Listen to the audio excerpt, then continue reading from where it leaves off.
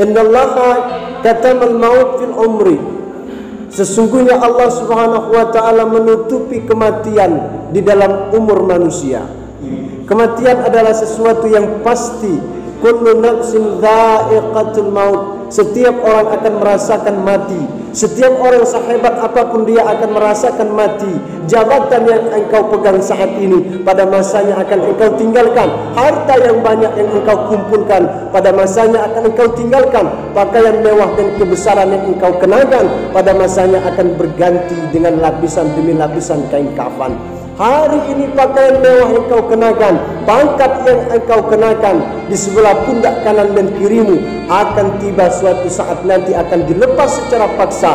Hari ini engkau yang dipuja-puja, pada masanya nanti di mana orang tak akan mau lagi bersama denganmu. Istri yang kau tinggalkan akan menikah lagi. Harta yang kau tinggalkan akan dibagi-bagikan kepada para ahli warismu. Kemudian anak cucumu yang engkau tinggalkan tak akan lagi mengenangmu kecuali engkau menanamkan agama kepada mereka.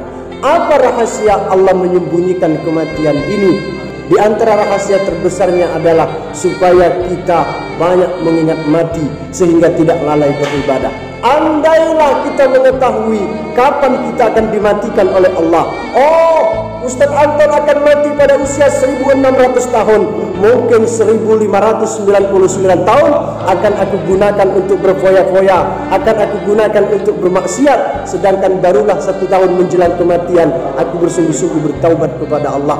Tapi rahasia kematian ini disamarkan oleh Allah. Kematian ini dirahasiakan oleh Allah supaya kita senantiasa bertobat setiap hari, supaya kita senantiasa mendekat kepada Allah setiap hari, supaya kita memanfaatkan setiap umur kita di dunia ini sebelum datangnya kematian yang tiba-tiba yang kita tak pernah tahu kita akan mati di mana, kita akan mati bersama siapa, kita akan mati bagaimana. Oleh karena itu dalam doa kita diajarkan, Allahumma inna nas'aluka husnul khatimah. Ya Allah, kami meminta kepadamu husnul khatimah. Bukan husnul khatimah tetangga Pak Sedri, tapi husnul khatimah kematian yang baik.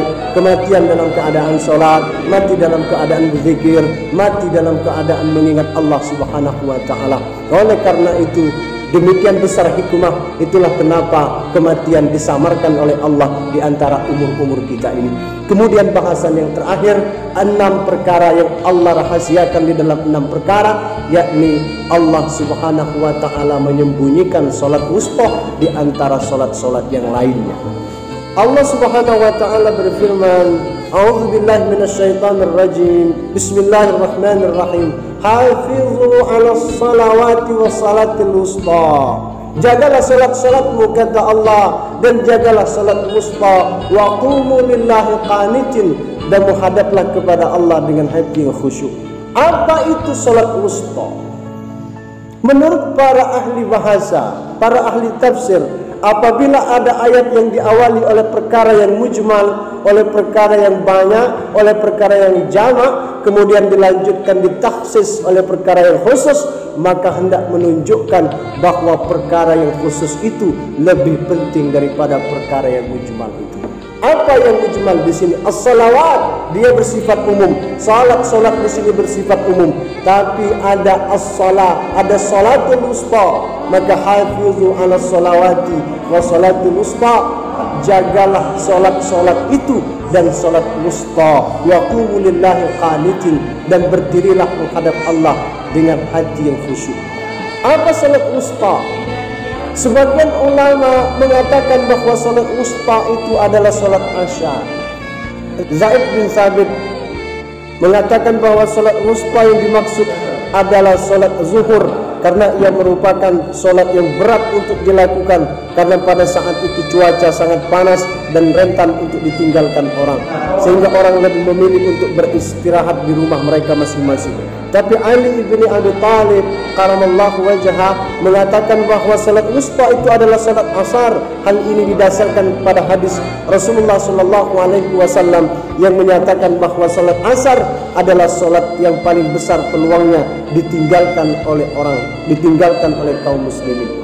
Sebagian ada yang mengatakan bahwa salat wusta itu adalah salat isya, karena ia berada di pertengahan salat maghrib dan salat subuh. Ada yang mengatakan bahwa salat wusta itu adalah salat subuh karena ia berada di pertengahan antara malam dan siang.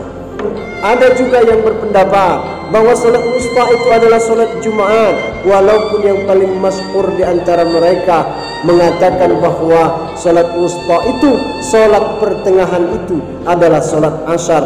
Pendapat Imam Ali ibni Abi Thalib yang paling banyak diambil oleh para mufassir. Hadirin yang dimuliakan Allah Subhanahu wa taala, terlepas dari semua perbedaan ini, yang pasti salat wusta adalah salat dengan pahala yang besar yang dijanjikan oleh Allah Subhanahu wa taala, tetapi salat ini disembunyikan oleh Allah di antara salat-salat yang kita kerjakan. Tak ada yang tahu pasti salat apakah gerangan yang dimaksud oleh Allah sebagai salat wusta, salat pertengahan ini. Apa hikmah dibalik disembunyikannya salat wusta ini?